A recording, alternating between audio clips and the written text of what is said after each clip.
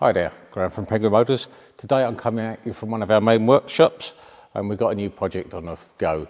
This is a crossflow dyno dog. I needed a crossflow in a hurry for a bit of testing, so we're going to assemble your typical average home build fastest road crossflow. All I've done so far is run a tap down the head bolt holes, clear all the gunge out, scrape off all the gasket surfaces with a razor, because this is basically going to be a razor blade rebuild, and we're going to give the bores a quick rub up with a flex hone.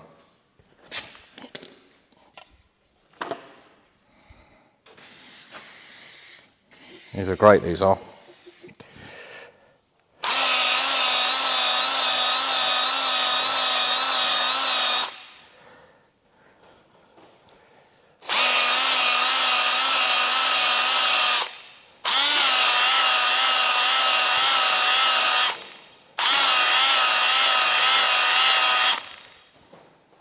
The trick to get a nice finish is get the right combination of up-down speed along with drill speed.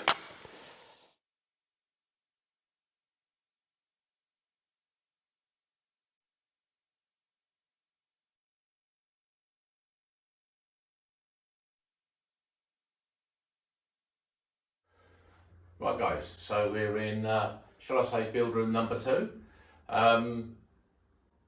Yeah, blocks up on the engine stand. At this point I've got to say a massive shout out and thank you to Burton's, because I was trying to pull this engine together but I was missing a lot of parts, so they came up trumps, not only with a BCF2, set of 1300 pistons, but also all the missing bits in the bottom end, so various bolts, head bolts, push rods, rear main cover.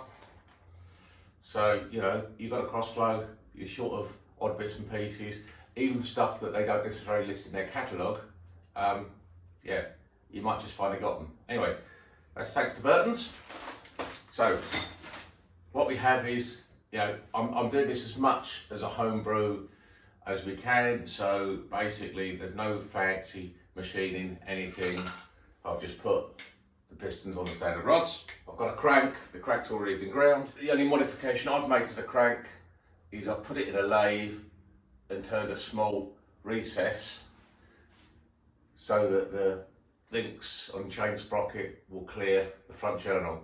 It's not essential, but if you don't do it with a double rod chain, the chain chews into the front of the crank. Probably aesthetically nastier than it is in practice. Right, so we've got some bearings. Let's get some bits in this block. Cam followers, I've pre-lubed the stems, a little bit of oil.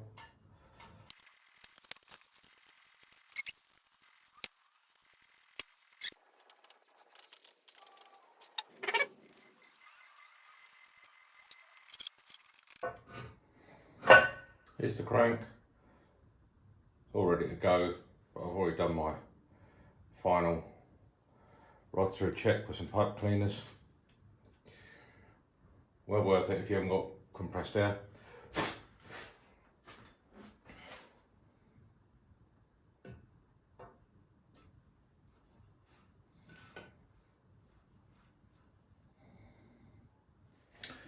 Righto, so at this stage, just to be sure, I'm going to do a bearing check using a strip of plastic gauge. Place the plastic gauge on a dry journal.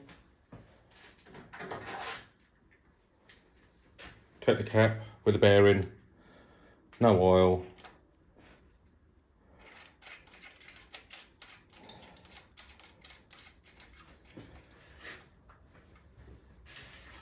Let's just seat the cap.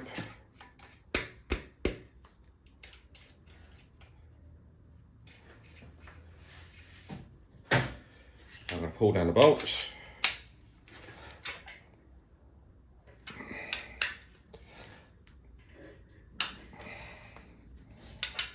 Undo the bolts.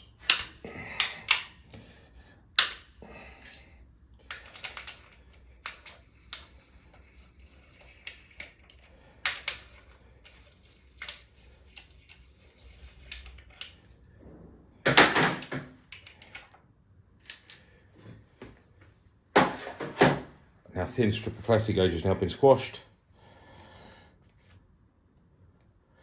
And we can measure the bearing clearance. One side we've got millimetres, the other side we've got thousandths of an inch. And we've got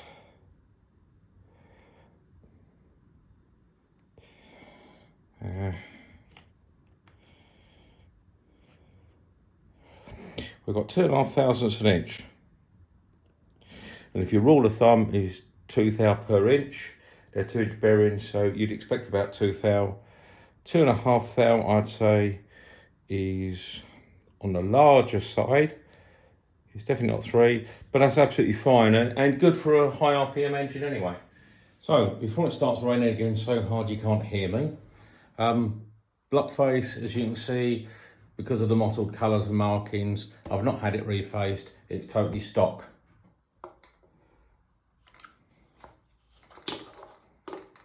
Right, pop piston in the hole. Tap the ring compressor to square it up so the ring's got nowhere to pop out. Couple of firm bolts with a hammer, and she's in. Pop it down. Flip the engine over. A little bit more oil. Cap on.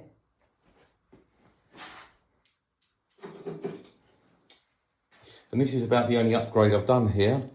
In that these are actually second-hand Sierra Cosworth big end bolts, which are reusable, and they're an upgrade. In the old days,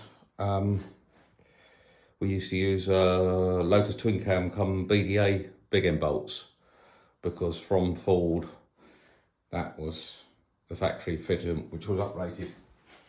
So that made an easy uprate.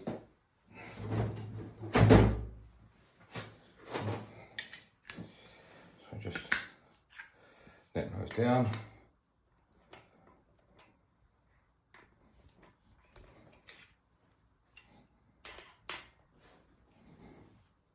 Now I'll finish with the torque wrench.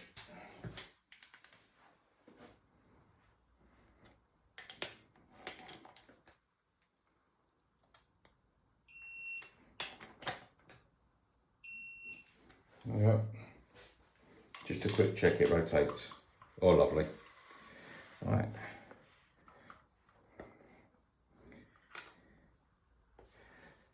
Just one more to do. And then we can sort cam timing. Right, cam timing, it confuses so many people. So, could do a basic run through using DTI and full lift degree method. So first we want to ascertain where true top dead center is. So I've got the engine set up with the engine by feel at top dead center. It's about there.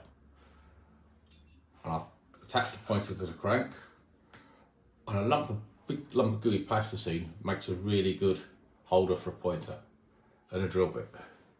So I've set that now. The engine feels to be at TDC, and I've put it at 0. So what I'm going to do now, I'm going to rotate the engine backwards a bit, and then I'll go forward again until I've got a reading on my dial gauge. Doesn't really matter what the reading is,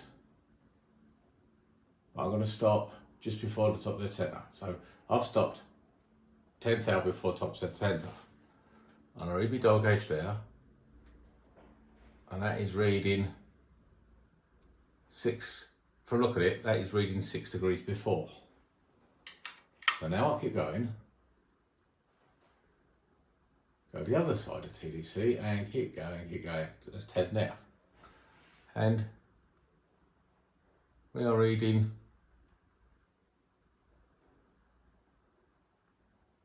I think that says 5 after. So true TDC is somewhere in the middle. So I'm actually going to move my pointer over slightly. Now I'm doing this at a funny angle, so what you're seeing might not quite agree with what I'm seeing because I'm not looking straight at it. So, we'll just run for that again. Right. Just by feel, we'll put a piston at the top. And I'm going to zero my DTI gauge. Backwards. And then we go forwards, and this time I'm going to stop, say, 5 thou before top dead centre.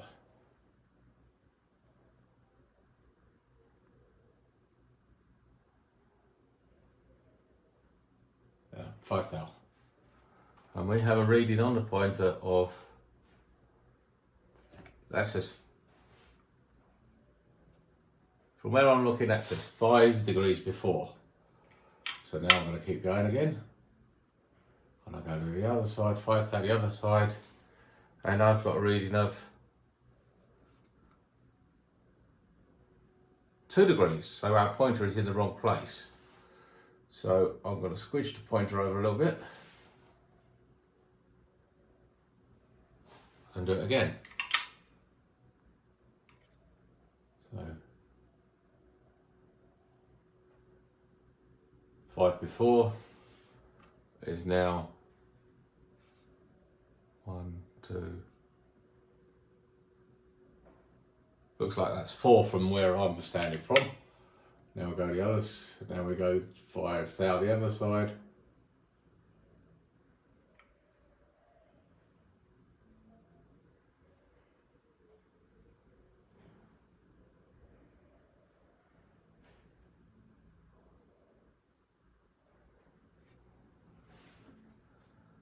And look a bit, we're on the same 4. So we've now got our mark at true TDC. To do the cam is similar. We're going to put the push rod on number 1.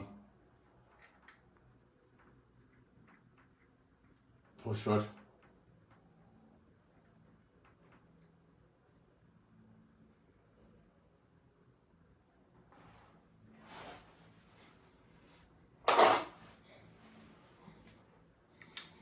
And we're going to rotate the engine. And I'm going to just look at the dial gauge to see the highest number we achieve.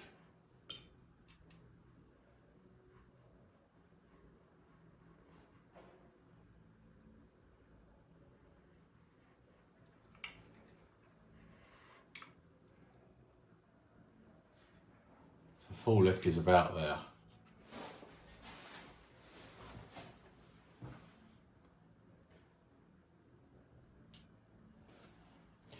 So now we know roughly where full lift is.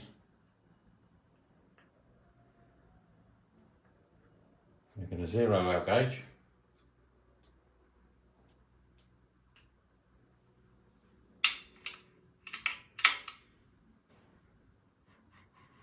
Get out backwards.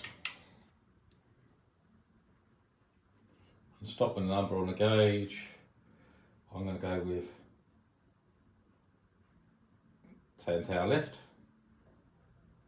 or 10 thou, it's not 10 thou left, and we are at 82 degrees on our pointer. So now we keep going, the lift figure is going to change, and we keep going until we end up back at the same lift figure.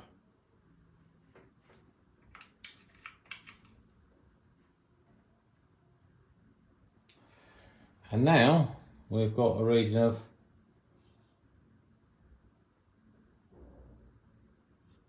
that's 120,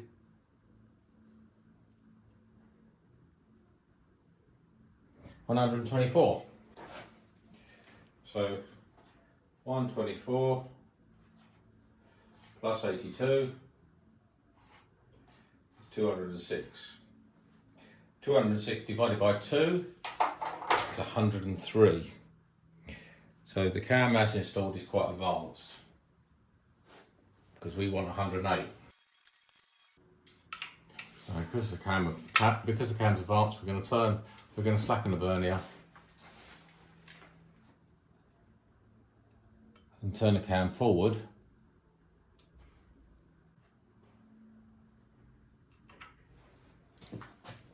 And recheck. Well, that looks to me to be 87.5 showing. So now we go forward.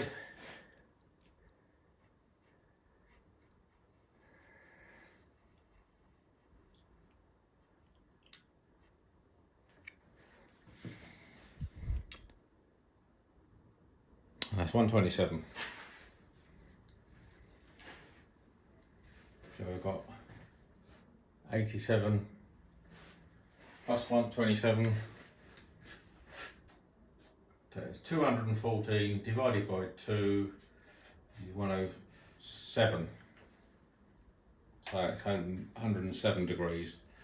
And our book figure is 108, and I'm going to live with that because the chain's going to stretch, it's going to bed in, and it's going to lose a degree anyway. Here we are, next up, engine's right way up. I've put a few ancillaries on, stuck the dowels in for the head, and we've got a head gasket. Nothing special, common garden replacement gasket, which just about clears the plus 90 bores. So, what are we doing for cylinder head? This is what we're doing for the cylinder head. Other than the fact I've resurfaced it and lapped in the valves, it is completely standard.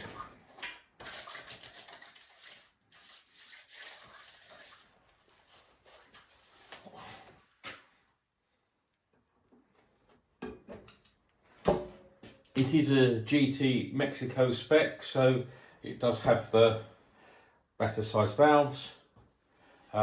It's had one small upgrade in that it's got a set of upgraded valve springs. Don't know what they are, but they're upgraded just to let it handle a bit more what we might throw at it.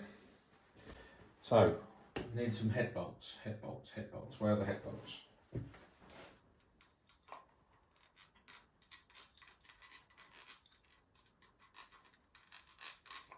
Which were supplied to me by Burton's because I didn't have any.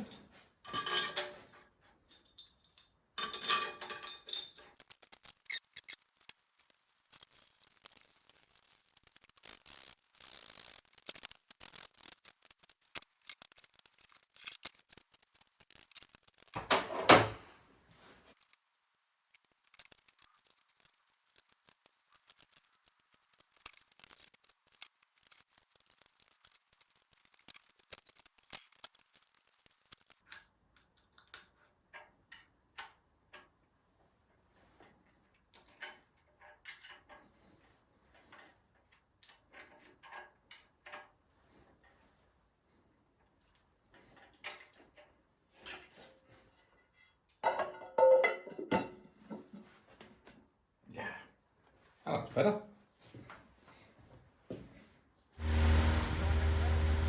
Right, voiceover Graham here. I recorded this with the engine bedding the cam in, 2,500 RPM, and the noise just drowned the microphone out. So there we go. But what I was actually saying here is this engine is really quite smooth and sweet, and yeah, lovely sweet little thing compared to all the Pintos we normally run on here. So yeah, once we've finished bedding it in, we're going to lift the valve cover, retook the head bolts, reset the tappets.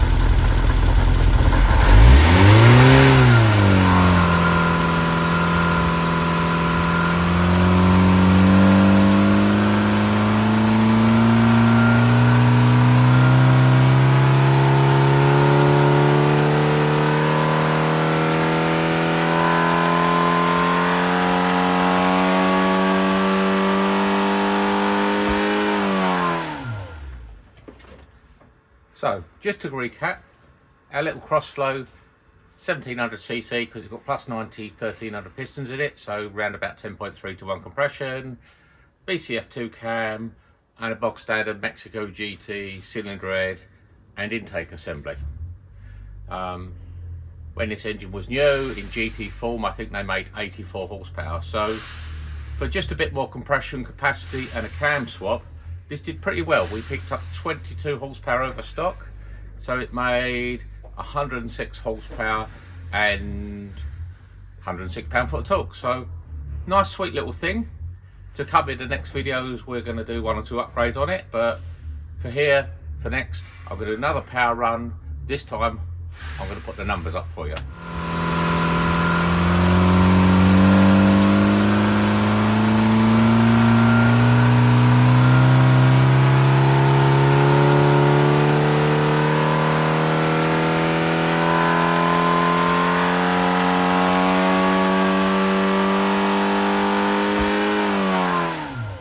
And there's the graph. If you notice at the top, around about peak torque, it's a bit squiggly. I did actually cure that later on. I think that's partly that the points, yes, and it was on a points distributor and wanted readjusting, and some of the tappets have gone a little bit tight. So I did some later runs and tried some other things that did increase the power a bit more, but that is it as it came, raw, straight off the dyno. So yeah, crossflow dog, 106 brake horsepower. And upcoming, we're gonna try a best tech distributor in it.